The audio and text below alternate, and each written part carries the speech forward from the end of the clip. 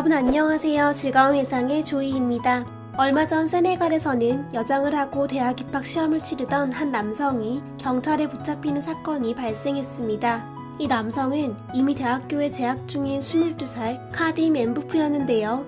영어 점수를 걱정했던 19살 여자친구를 대신해서 대입시험을 치르기로 마음먹었다고 합니다. 그는 정체를 숨기기 위해서 발목까지 내려오는 빨간 원피스를 입고 긴 머리에 가발과 두건을 준비했다고 합니다.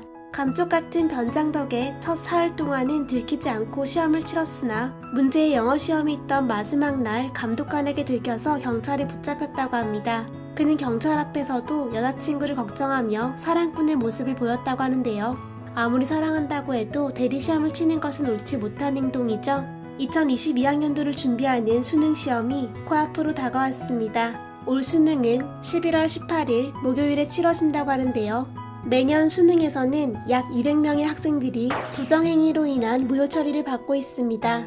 우리나라는 물론 세계 각 나라에서는 매년마다 대학 입학을 포함한 다양한 국가고시가 치러지고 있는데요. 화제가 되었던 부정행위에 대해서 알아봤습니다. 카스트 제도에 따른 신분차별이 여전히 남아있는 인도에서는 교육을 통해서 신분 상승을 시도하는 사람들이 많다고 합니다. 2015년 인도에서는 비하르주를 포함한 각지에서 대규모 커닝 사건이 발생했습니다. 수많은 부모와 친척들이 건물 외벽을 타고 올라가서 커닝 쪽지를 전달한 것인데요. 이 사건으로 인해 학부모와 교사 등 약 1000명이 체포되었으며 약 600명의 학생들이 퇴학당했다고 합니다. 2015년 기준 약 9,000명의 아이들이 성적 비관으로 인해서 목숨을 끊었는데요. 좋은 대학에 입학을 해야만 좋은 직업을 가질 수 있고 그래야 빈곤층에서 탈출할 수 있다는 인식은 아마도 모든 나라가 비슷하겠지만 13억 인구에 신분차별까지 남아있는 인도에서는 이런 문제가 더욱 심각하다고 합니다. 우리나라에 수능이 있다면 중국에는 가오카오가 있습니다.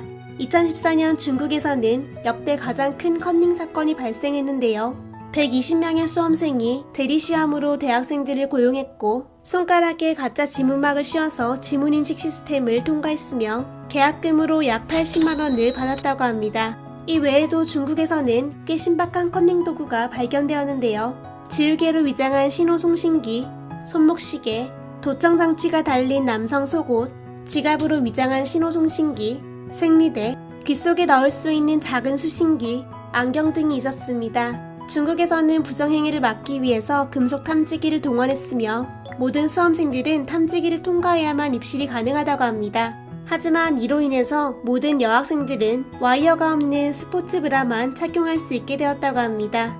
성적은 되지 않지만 모스크바 국립대에 꼭 가고 싶었던 여동생을 위해서 여장을 하고 대리시험을 친 오빠도 있었습니다.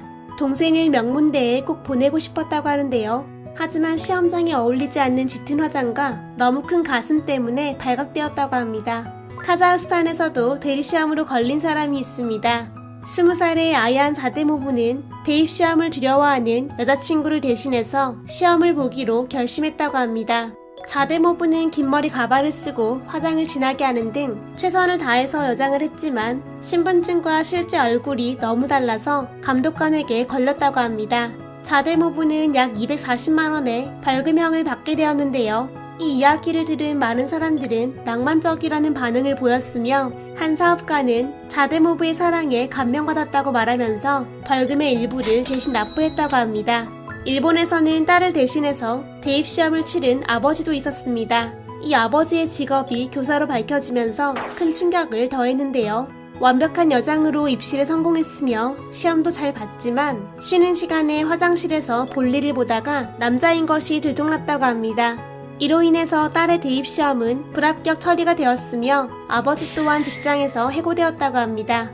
교육열이 높기로 유명한 베트남 또한 인도와 마찬가지로 좋은 대학을 통해서 신분 상승을 꿈꾸는 곳입니다. 집집마다 지출의 절반 이상이 교육비에 들어간다고 하는데요. 지난 2018년 대입시험 부정행위가 대규모로 걸리면서 화제가 되었습니다. 세계 지역에서 비정상적으로 높은 성적이 나왔으며 이것을 이상하게 여긴 교육당국이 조사한 결과 교육청 직원 약 200명이 부정행위에 연루되었으며 정부의 고위관료 또한 연관된 사건이었다고 합니다. 버는 돈의 절반 이상을 교육비로 쓰고 있는 학부모들에게는 엄청난 배신감과 분노로 다가왔던 사건이었습니다. 그렇다면 우리나라는 어떨까요?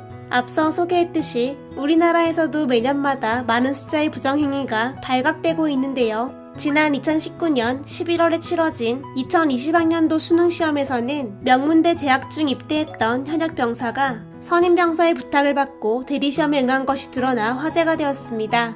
이것은 국민신문고의 제보를 통해서 밝혀지게 되었는데요. 선임 병사의 신분증과 수험표를 들고 시험장에 들어갔지만 대리시험이 적발되지 않아서 모든 과목의 시험을 치렀다고 합니다. 현재 수능에서는 매 교시마다 신분증과 응시 원서, 수험표 등을 확인하며 필적 확인 또한 실시하고 있는데요. 그럼에도 불구하고 시험을 잘 치렀다는 것이 큰 충격을 줬던 사건이었습니다. 역대급으로 회자되고 있는 커닝 사건으로는 2004년 광주에서 발생했던 수능폰 사건인데요. 2004년 11월 6일 인터넷에 수능이란 이름으로 글 하나가 올라왔습니다. 글쓴이의 말에 의하면 공부를 잘하는 아이들은 선수, 커닝을 원하는 아이들은 관객, 커닝을 조직하고 관리하는 사람은 코치로 역할이 나뉘어 있다고 했습니다. 코치들은 여관에서 시험장에 있는 선수에게 답을 받아 답안을 작성한 뒤 과목당 50만원에서 70만원까지 지불한 관객들에게 일괄적으로 답을 전송한다고 밝혔습니다. 이들은 정답 번호 숫자만큼 손가락을 두드려서 번호를 알리는 중계 방식으로 대규모 커닝을 했다고 합니다. 당시 이 사건으로 인해서 총 314명이 수능 무효 처분을 받았으며 주동자 등 7명은 징역형을 받았다고 합니다. 2011년 수능에서는 잔머리를 굴려서 시험을 치렀던 수험생도 있었는데요. 의사를 속여서 받은 약시 진단서로 저시력자 특별대상 자격을 취득했던 것입니다. 이 경우 시험 시간이 1.5배로 늘어난다는 것을 악용한 것입니다. 한편 안타까운 사례도 있었습니다. 2017년 수능에서는 1교시 국어시험 중 핸드폰이 울려서 부정행위로 퇴실당한 학생이 있었는데요. 엄마가 사준 도시락 가방 안에 엄마의 핸드폰이 들어있었으며 이것이 울린 것이라고 합니다. 아마도 엄마가 깜빡하고 실수로 도시락 가방 안에 핸드폰을 넣으신 거겠죠? 컨닝이라고 불리기도 하는 부정행위는 시험이라는 것이 존재했던 순간부터 시작되었다고 볼 수 있습니다. 명나라 청나라 시기에는 조끼에다가 책 한 권을 모두 쓰기도 했다고 하는데요. 깨알같이 작게 적기 위해서 쥐수염으로 만든 작은 붓을 사용했다고 합니다. 또한 비둘기의 귀소 본능을 이용해서 비둘기에게 문제를 적어서 날려보내 답안을 받기도 했다고 하는데요. 이것은 그 시절 독방에서 시험을 쳤기 때문에 가능했던 것이겠죠. 시대에 따라서 여러가지 다양한 방법의 컨닝이 소개되고 있습니다. 날이 갈수록 점점 스마트하게 발전하고 있는데요. 컨닝을 시도하기보다는 열심히 공부하고 노력해서 좋은 결과를 받기를 바랍니다. 이제 수능이 코앞인데요. 모두들 화이팅 하시고 오늘도 힘내세요. 이상 즐거운 회상의 조이였습니다. 좋아요와 구독, 알람 설정 눌러주세요. 감사합니다. 안녕.